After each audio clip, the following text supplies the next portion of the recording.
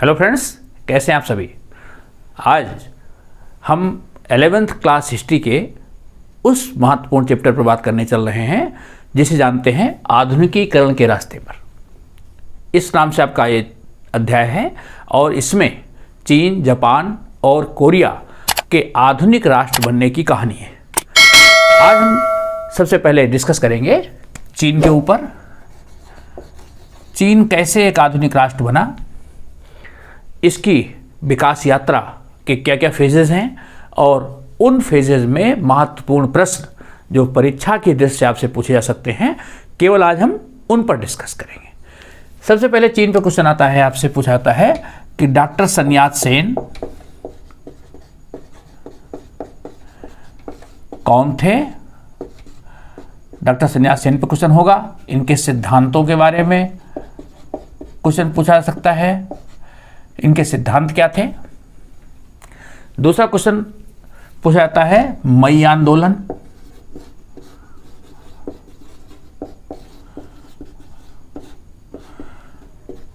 Long मार्च, माओ त्से तुंग से संबंधित है।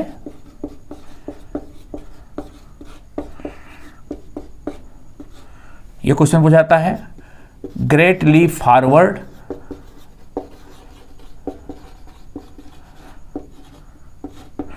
ग्रेट लीप फॉरवर्ड कार्यक्रम क्या था और सांस्कृतिक क्रांति।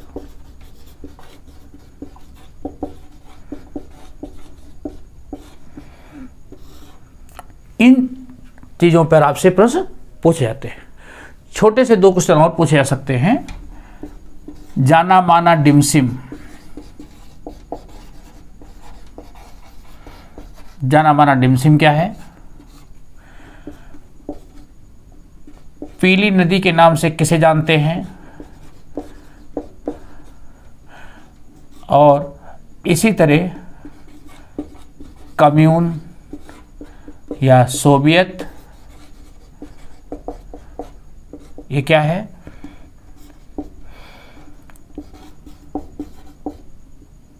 थियानमान चौक की घटना, ये क्वेश्चन चीन पर पूछे जाते हैं। इनको हम डिस्कस कर लेते हैं। पहले छोटे प्रश्न को लेते हैं। जाना माना डिमसिम, चीन जो एशिया महाद्वीप का एक बड़ा देश है, यहाँ पूर्वी किनारे पर एक बड़ा प्रसिद्ध नगर है कैंटन। कैंटन खाने पीने की चीज़ों के लिए बड़ा प्रसिद्ध है। जाना माना डिमसिम कैंटन का एक विशेष प्रकार का आहार है, एक डिश है। इसको आटे की जैसे रोटी बनाते हैं, ऐसे रोटी में कुछ सब्जियां आदि रख करके उसको भाप से बॉयल करके उसको खाने योग्य डिश के रूप में इस्तेमाल करते हैं। तो जाना माना डिमसिम आटे के अंदर सब्जियों को रख करके, आटे की रोटी के अंदर सब्जियों को रख करके उबाल करके बनाया जाने वाला डिश है। कहाँ का है? कैंटन प्रांत का है। पीली नदी, पीली नदी ह्वांगहो को कहते हैं, जो चीन का शोक भी कहलाती है। इसका रंग पीला है क्योंकि ये जब बहती है तो रास्ते में लोएस का मैदान जो क्षेत्र है वहाँ से रेत उड़ करके इस नदी में आकर के मिल जाती है, जिससे कि इस नदी का पानी पीले रंग का दिखता है, इसलिए इसे पीली नदी कहते हैं। और यही कारण है कि इस लोएस मैदानी क्षेत्र से बहती है, वहाँ मिट्टी बड़ी मुलायम है और इसीलिए नदी अपना रास्ता बार बार बदल देती है। कम्यून या सोवियत, जो वहाँ किसानों के संघ थे, कम्युनिस्ट पार्टी, चीन की कम्युनिस्ट पार्टी थी, कम्युनिस्ट पीपल्स पार्टी, तो कम्युनिस्ट पीपल्स पार्टी के नेतृत्व में जो किसानों के संघ बनाए गए थे उनको सोवियत कहते हैं। ओके, थियानमान चौक की घटना क्या है? ये एक बड़ी महत्वपूर्ण घटना थी। चीन के लोगों ने लोकतंत्र की मांग करने के लिए,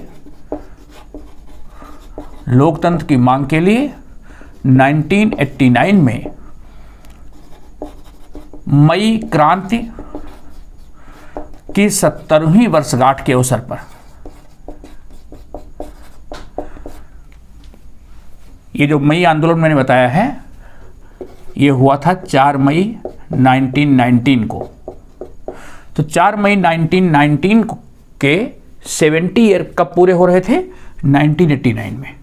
तो चीन के लोगों ने मई क्रांति की 70वीं वर्षगांठ पर बीजिंग की राजधानी में थियानमान चौक है, वहाँ पर जो बुद्धिजीवी लोग थे, विद्यार्थी थे, वो सब इकट्ठे हो गए और वो लोग अधिक उदारीकरण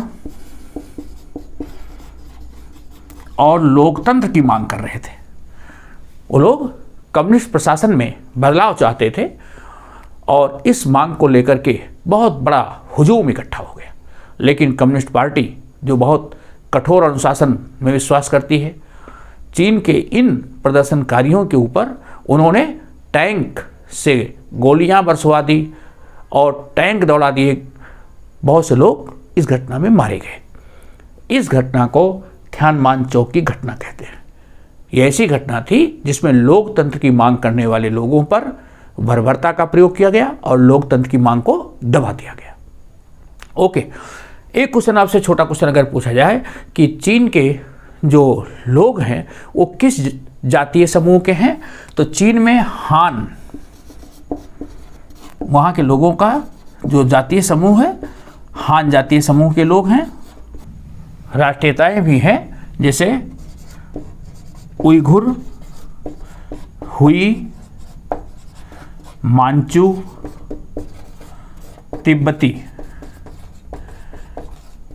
इस समुदाय के लोग भी वहाँ रहते हैं। ये भिन्न राष्ट्रीयताएं हैं। शेष ज़्यादातर लोग हान जातीय समूह के लोग हैं। ओके, अब जो बड़ा क्वेश्चन है जो आपसे पूछा जाएगा, निश्चित पूछा जाएगा, डॉक्टर सेन कौन थे? जैसे भारत में राष्ट्रपिता महात्मा गांधी हैं, इसी प्रकार चीन के राष्ट्रपिता के रूप में डॉक्टर sun yat-sen, ये पेशे से डॉक्टर थे। इनका जन्म एक बहुत गरीब परिवार में हुआ था और चीन जब साम्राज्यवाद के दौर से गुजर रहा था तो बहुत से यूरोपीय देशों ने जाकर के चीन पर कब्जा कर रखा था, आर्थिक कब्जा था उनका। तो ऐसी स्थिति में डॉक्टर sun yat-sen की शिक्षा एक मिशनरी स्कूल में हुई और इसी वजह से वो पश्चिमी विचारों से बड़े प्रभावित थे, लोकतंत्र समर्थक थे, आधुनिकीकरण के समर्थक थे, पेशे से डॉक्टर थे। उन्होंने आधुनिक शिक्षा प्राप्त की थी, उनका वातावरण, उनका माहौल यूरोपीय ढंग का था, तो वो चाहते थे चीन भी एक लोकतांत्रिक देश हो और पश्चिमी देशों की तरह आधुनिक देश बने। तो डॉक्टर sun yat-sen ने 1920 में उन्होंने एक पार्टी बनाई, कोमिनतांग पार्टी। ये मुख्य रूप से शहरी इलाकों में इसका आधार था, जो शहरी क्षेत्र थे वहाँ इसका आधार था। डॉक्टर sun yat-sen 3 चीज़ों के समर्थक थे: समाजवाद, गणतंत्र और राष्ट्रवाद।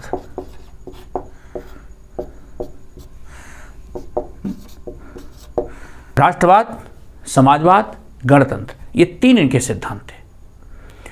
इसीलिए इन्होंने चीन को इन सिद्धांतों पर आगे ले चलने के लिए प्रयास किया, पार्टी बनाई, इनके ढेर सारे समर्थक हो गए और उन समर्थकों को लेकर के इन्होंने चीन में जो शासक वंश था, मांचू वंश,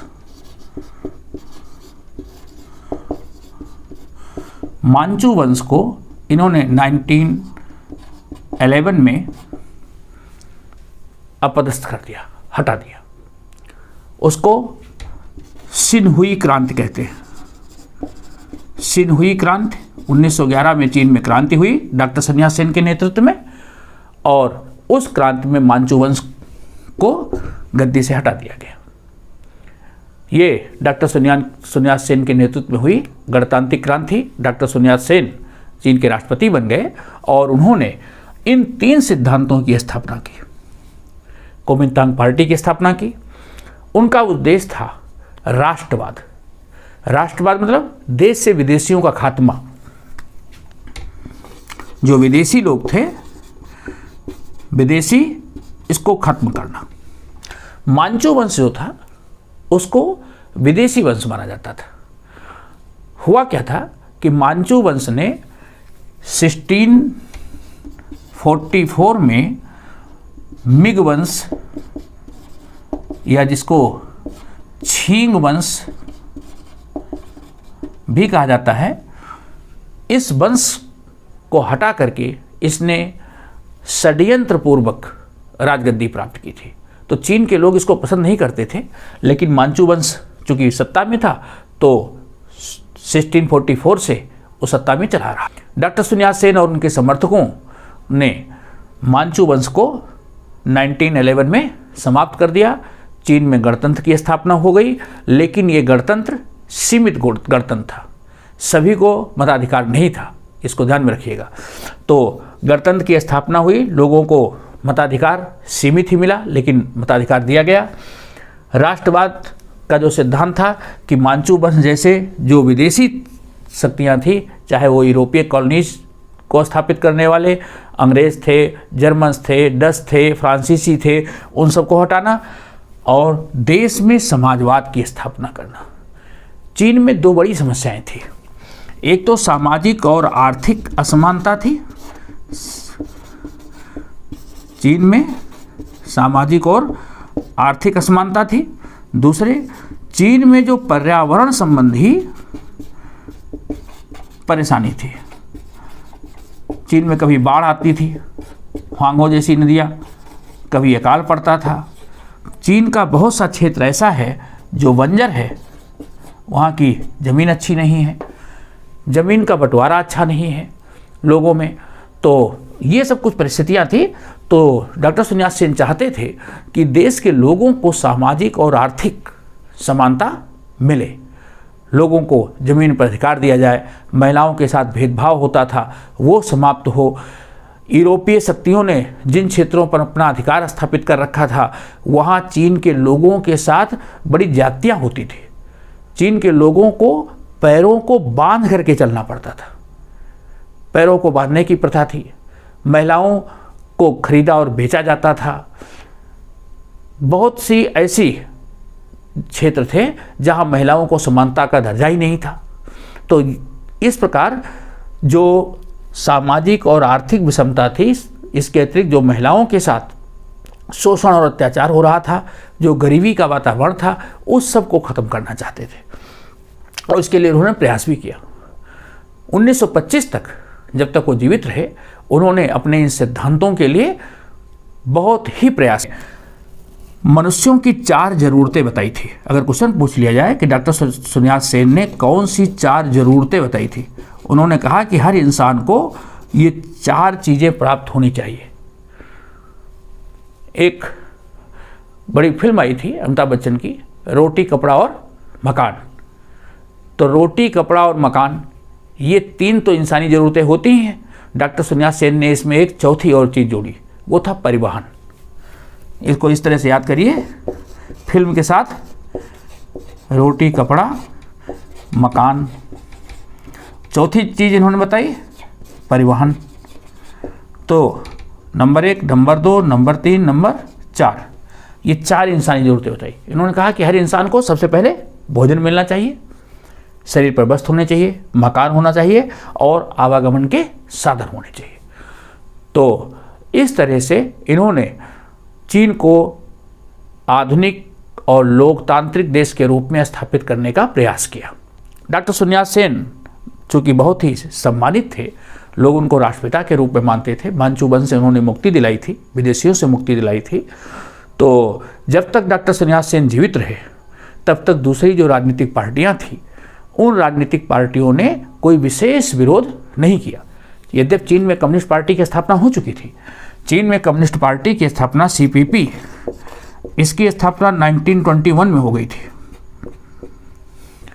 क्योंकि चीन का पड़ोसी देश सोवियत संघ, वहाँ पर 1917 में कम्युनिस्ट क्रांति हुई। बोल्शेविक क्रांति के बाद रूस में कोमिंटर्न की स्थापना हुई और उसके द्वारा सारे संसार में समाजवादी सरकारों की स्थापना का क्रम चालू हो गया।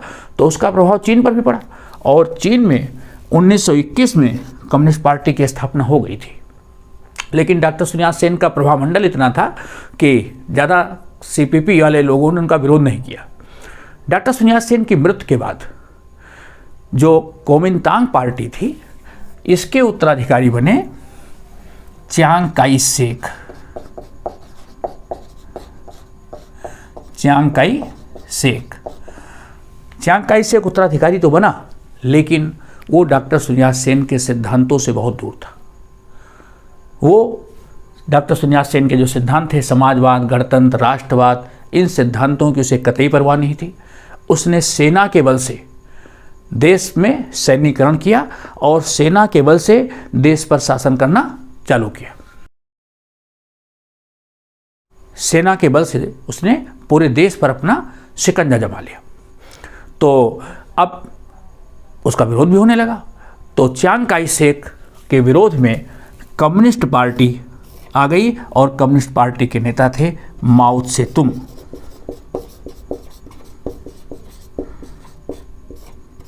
ओके, अब दूसरा प्रश्न जो आपसे पूछा जा सकता है कि मई आंदोलन क्या था।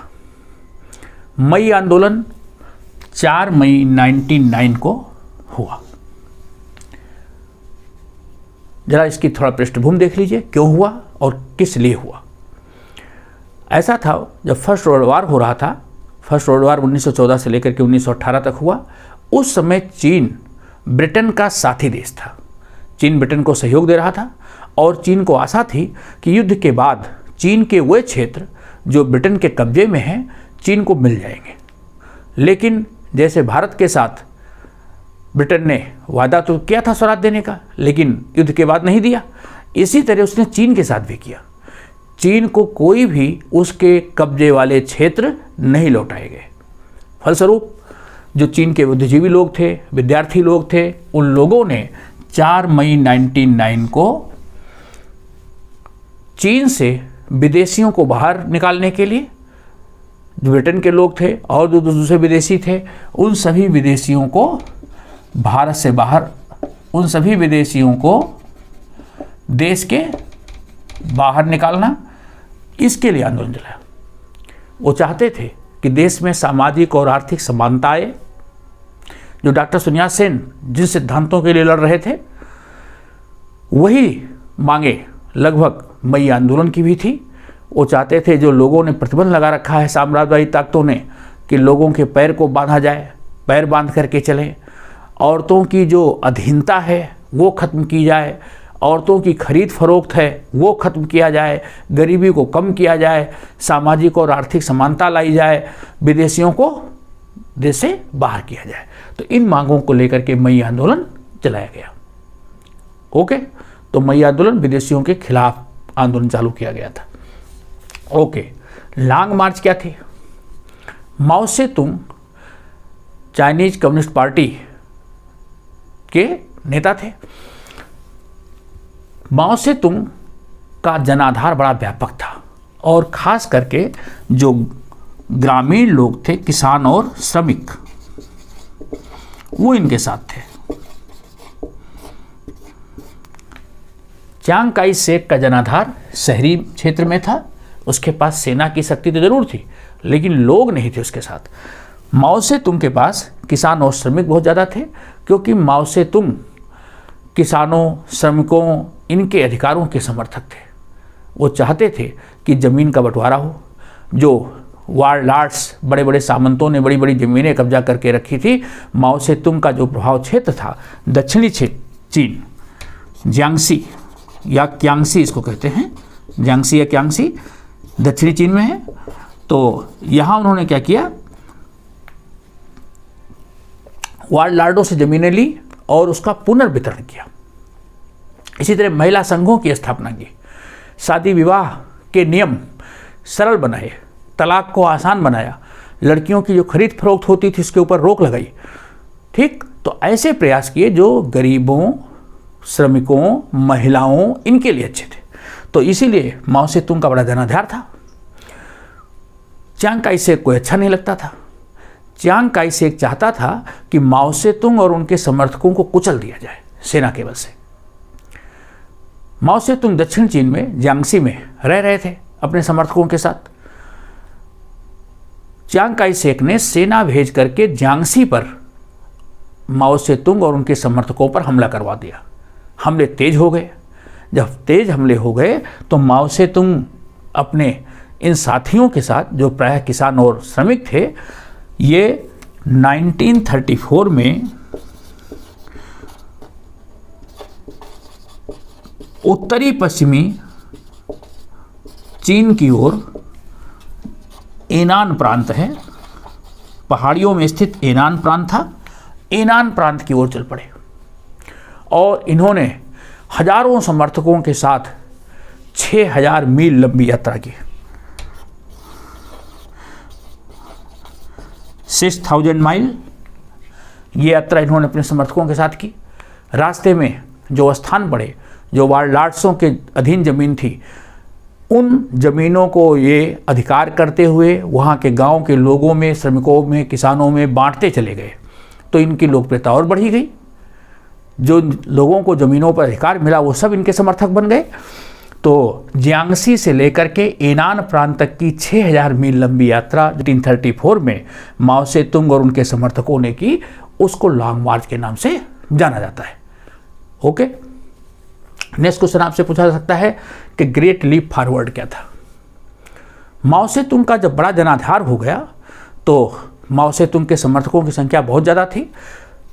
प्रथम विश्व युद्ध से पहले जब 1937 में जापान ने चीन पर आक्रमण किया, 1937 में, उस समय कोमिंतांग पार्टी का जो मुखिया था, जिसके अंडर में सेना थी चियांग काई शेक, उसने हथियार डाल दिए। वो जापान का सामना नहीं कर सका।